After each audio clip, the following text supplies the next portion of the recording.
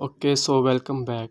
In this video, we are going to learn how we can optimize our YouTube video title before uploading it onto the YouTube. Okay, uh, as we see in our previous video, we extract out some most relevant and top rated, or you can say highest search volume keywords from the YouTube search bar algorithm. Okay, so the name of our video is my video, but it is not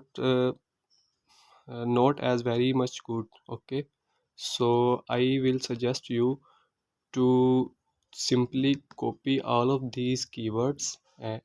Okay, simply copy and paste it or rename the video.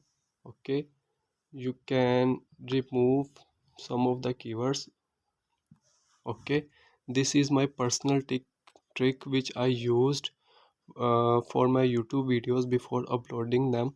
Okay, this will also help me to uh, to optimize my YouTube video before uploading onto the YouTube platform. Okay, so the tip is rename the video with your main keywords. Okay, this will tells YouTube algorithm that this video is related to a specific topic, so this video will display to the most relevant and interested peoples on the YouTube. Okay, so this is the YouTube video optimization